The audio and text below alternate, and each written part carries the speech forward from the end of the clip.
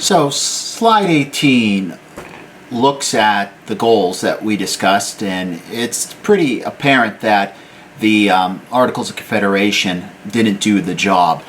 So the Founding Fathers actually agreed with our point here, and in 1787, 10 years after the Articles of Confederation was first adopted, the Founding Fathers and delegations from each of the 13 colonies gather in Philadelphia, at that point the largest and most important city in the United States, to discuss a new constitution.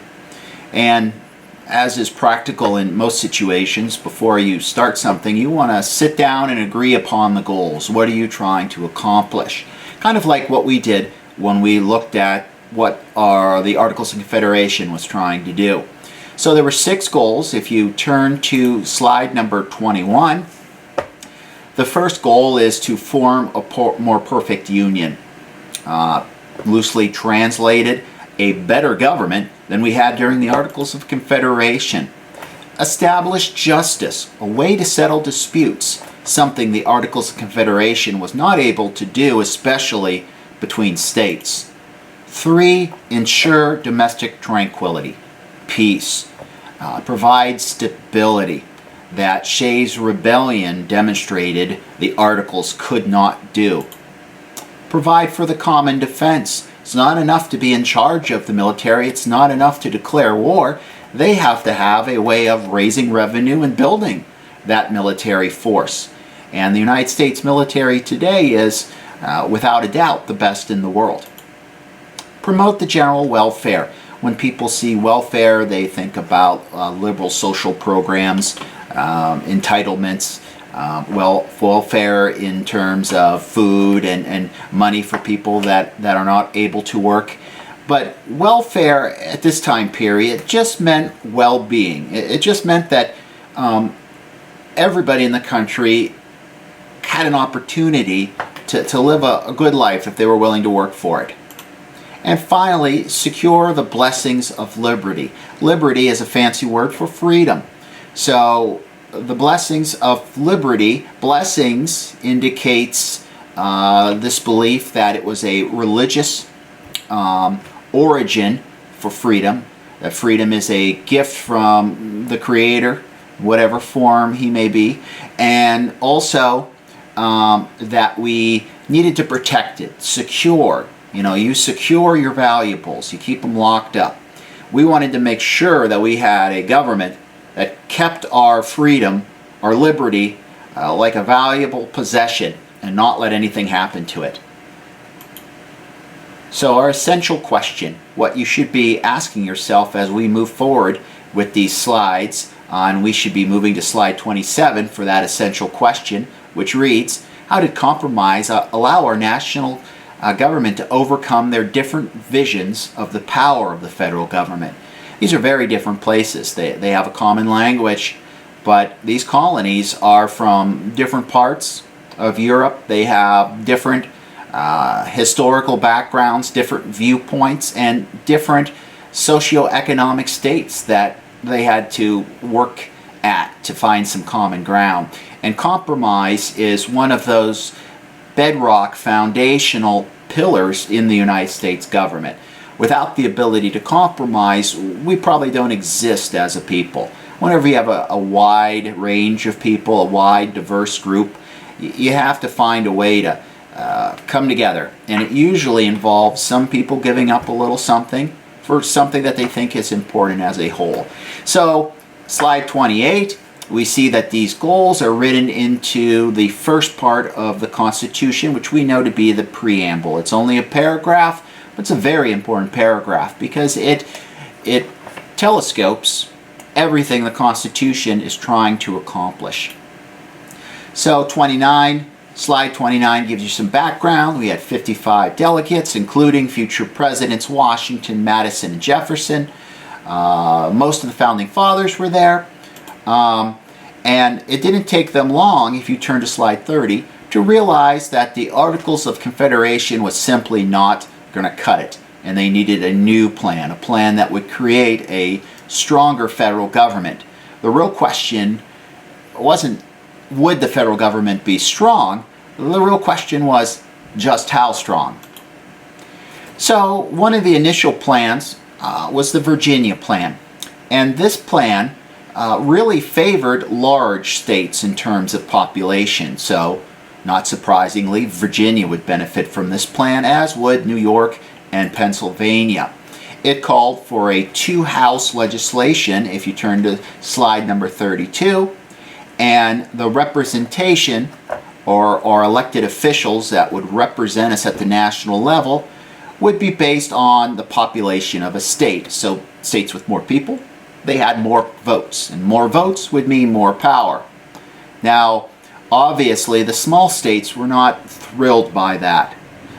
They felt that they were in jeopardy of being overwhelmed by just a couple of large states.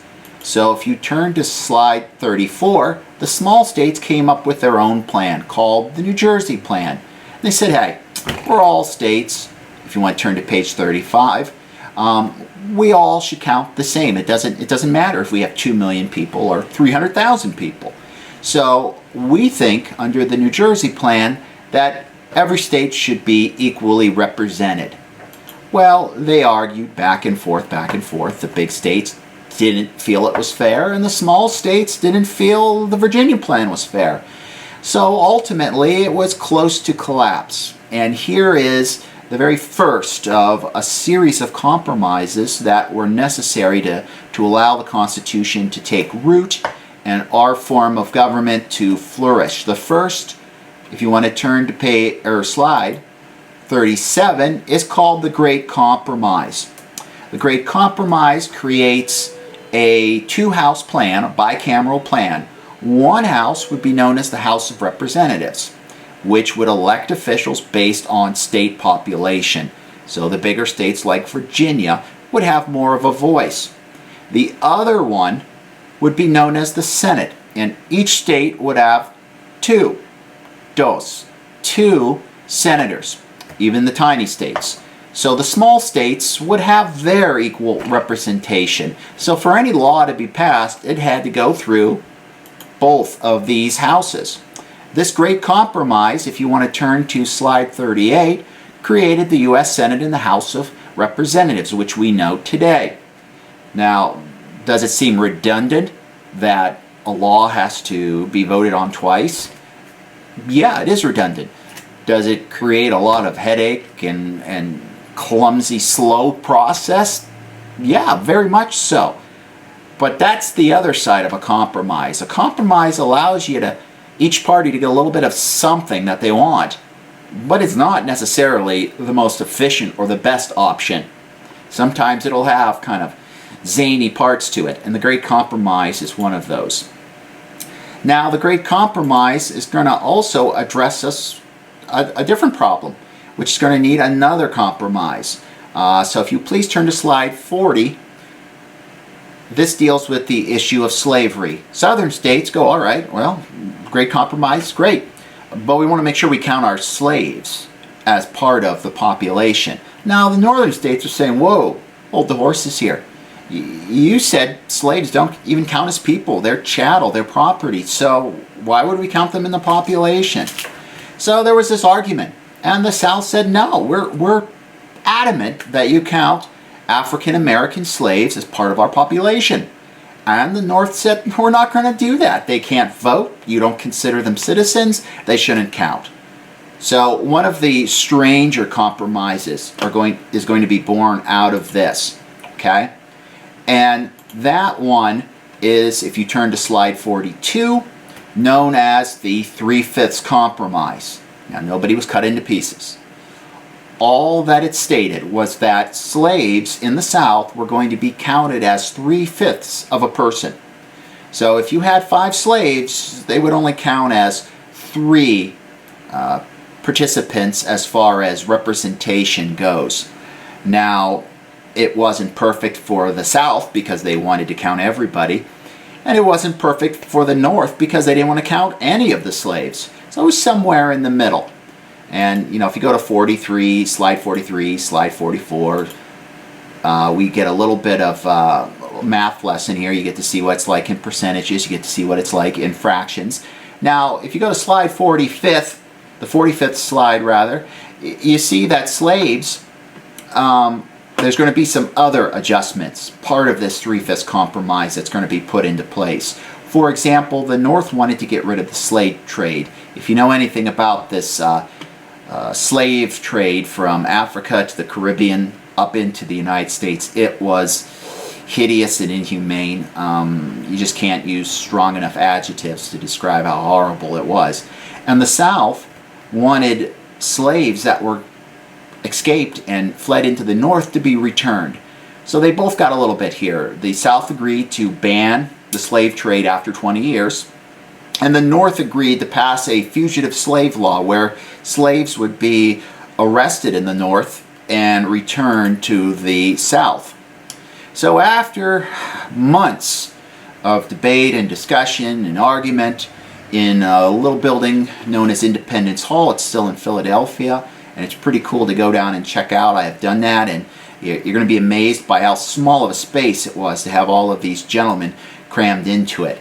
But the Constitution passes on September 17th, 1787, and we have this new form of government that has become a blueprint all over the world.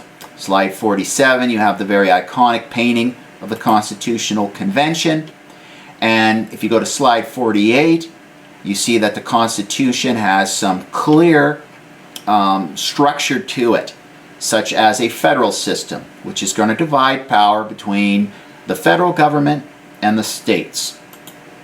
You're also going to see that a lot of the problems of the Articles of Confederation, if you turn to slide 49, they'll be resolved. The United States government can now regulate trade between the states. It coins money, can declare war, it can create a standing military, and as we all know, they can tax. So the Constitution does provide some requirements for the states. Basically, anything that's not covered directly under the federal government should, in theory, fall to the states. They have the power to establish school districts, local government, and anything that the federal government doesn't have the right to do. That's kind of covered in slide 50. If you click on 51, ultimately, the big takeaway from this is that the Constitution sets itself up as the supreme law of the land, and any dispute has to be settled, any dispute has to be settled with the Constitution in mind. Nothing can trump the U.S. Constitution. The Constitution, if anybody makes a law, from your parents in your own house to your teacher's classroom to the city of Corey or the state of Pennsylvania, if those laws violate the Constitution, they're out because the Constitution trumps it. And that concludes our first session. Our next section will look at the Bill of Rights and the debate between the Federalists and the Anti-Federalists over the ratification of this Constitution. Thank you very much. May the force be with you.